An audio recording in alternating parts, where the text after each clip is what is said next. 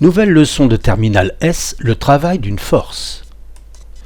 Dans cette leçon, nous découvrirons les notions de travail d'une force, force conservative, force non conservative avec l'exemple des frottements. En ce qui concerne les compétences exigibles au baccalauréat, dans une première partie, nous établirons l'expression du travail d'une force constante, celle du poids. Puis, dans une deuxième partie, nous établirons le travail d'une force électrique, la force subie par une particule se trouvant dans un champ électrique uniforme. Puis, nous établirons le travail d'une force de frottement, dans le cas simple où l'intensité de cette force est constante sur une trajectoire rectiligne. Soit deux points quelconques A et B, et le trajet, numéro 1, suivi par un mobile se déplaçant de A vers B, en subissant tout au long du trajet une force constante F. Nous considérons l'expression travail de la force F pour un déplacement du point d'application de cette force de A vers B en suivant le chemin 1. Si maintenant nous considérons le trajet numéro 2, qui est le trajet direct de A vers B, nous écrivons travail de la force F pour un déplacement du point d'application de cette force de A vers B en suivant le chemin numéro 2. Et nous faisons la même chose avec un trajet numéro 3. Si la force F est constante, alors ces travaux sont égaux. Et du fait, le travail d'une force constante est indépendant du chemin suivi pour aller de A vers B. Si le travail d'une force ne dépend pas du chemin suivi, on dit que cette force est conservative. Considérons le trajet direct de A vers B et calculons le travail de la force F.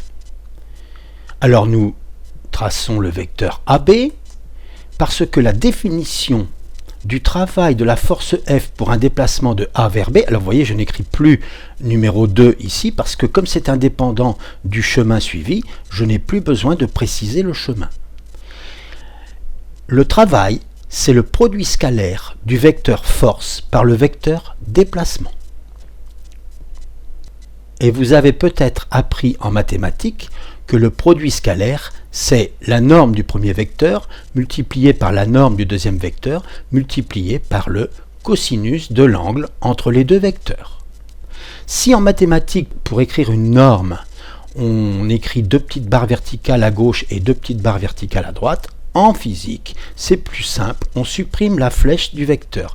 Et donc nous avons norme de F fois norme de AB fois le cosinus de l'angle alpha qui est ici. Donc qui est bien l'angle entre F et AB. Une analyse dimensionnelle très simple nous montre que le travail est une énergie et donc se mesure en joules. Réécrivons l'expression du travail et considérons la norme de F qui est toujours positive. Il en va de même de la norme de AB. Quant au cosinus alpha, il peut être positif, négatif ou nul. Par conséquent, le travail, qui pourra être positif, négatif ou nul, est donc une grandeur algébrique. Voyons plus en détail les trois cas, travail positif, travail nul et travail négatif. Alors, le travail est positif quand alpha est compris entre 0 et 90 degrés, le travail est nul si alpha vaut 90 degrés et le travail est négatif si alpha est compris entre 90 et 180 degrés. Alors les cas concrets, c'est ce cas-là pour un travail positif, un travail nul et un travail négatif. On voit ici que la force favorise le déplacement, on voit que la force est sans effet sur le déplacement, alors qu'ici, elle s'oppose au déplacement. Quand le travail est positif, on dit qu'il est moteur. Quand il est nul, eh bien, il est nul. Et quand le travail est négatif, on dit que c'est un travail résistant. Eh bien, comme première application, calculons le travail du poids. Alors, nous sommes dans un référentiel galiléen, nous définissons un repère O, I, J, K avec le vecteur J qui pointe vers le fond de l'écran, et nous considérons un point A de coordonnées XA, ZA et un point B de coordonnées XB, ZB, et une trajectoire qui va donc de A vers B, qui sera suivie par un mobile qui est en fait un petit skieur. Dans une région peu étendue, on peut considérer que le champ de pesanteur est uniforme. Alors on l'avait vu ça, par exemple à l'échelle d'un lycée, c'est complètement uniforme. Ça marche aussi à l'échelle d'une grande ville, mais ça ne marche plus évidemment à l'échelle de la planète. Le poids P, qui vaut mg, sera donc une force constante. Voilà. Et le travail du poids du skieur pour un déplacement de A en B, qui ne dépend pas du chemin suivi, vaut P scalaire AB.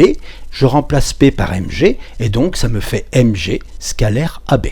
C'est-à-dire m fois le vecteur g sous forme de vecteur colonne, fois le vecteur AB sous forme de vecteur colonne, et il faut deviner ce qu'il y a à la place des points d'interrogation. Alors, ici c'est le vecteur g. Quelles sont les composantes du vecteur g? Eh bien, suivant OX, il n'y en a pas, puisque le vecteur est vertical, donc 0. Suivant OY, c'est la même chose, 0.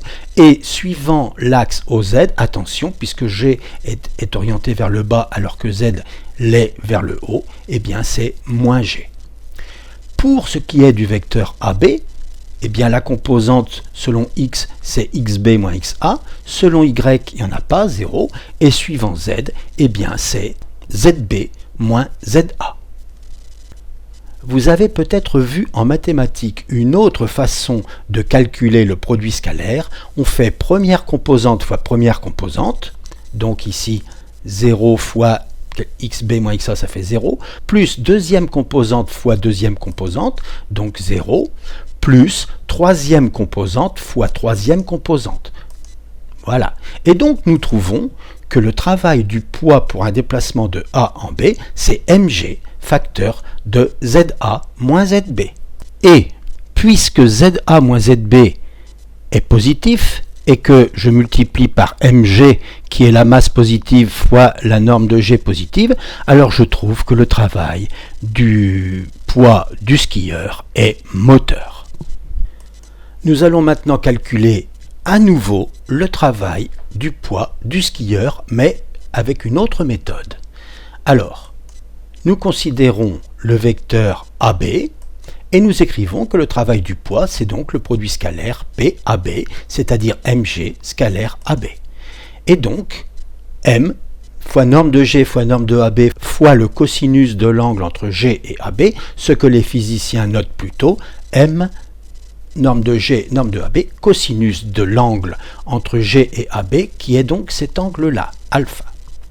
Maintenant, je remplace cosinus alpha par sa valeur. Cosinus alpha, c'est bien le côté adjacent, c'est-à-dire ZA moins ZB sur l'hypoténuse AB. Et je n'ai plus qu'à simplifier par AB.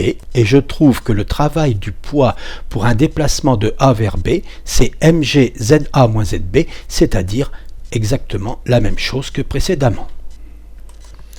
Faisons une dernière fois le calcul du travail du poids du skieur pour un déplacement de A en B, mais cette fois sur un nouveau trajet, le trajet qui passe par C en jaune.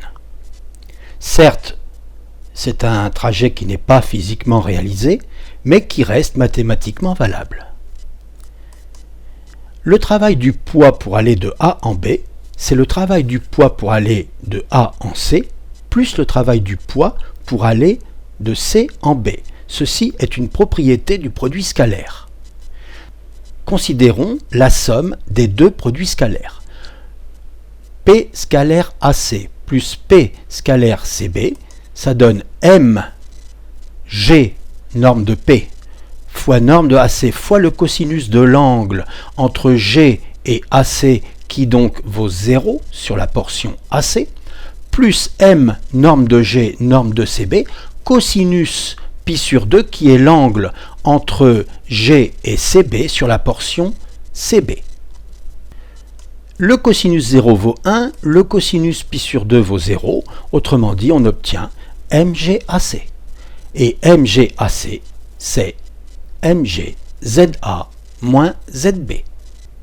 Parce que la norme de AC, c'est bien ZA moins ZB. Et nous retrouvons, encore une fois, l'expression du travail du poids du skieur, MG, facteur de ZA moins ZB. Et donc, le travail du poids ne dépend pas du chemin suivi pour le calculer. Ce n'est pas une démonstration, c'est simplement une vérification. Le poids est donc une force conservative. Voilà, c'est terminé pour cette première partie. Dans la deuxième partie, nous calculerons le travail de la force électrique qui s'applique sur une particule chargée dans un champ électrique uniforme et le travail d'une force de frottement. À bientôt!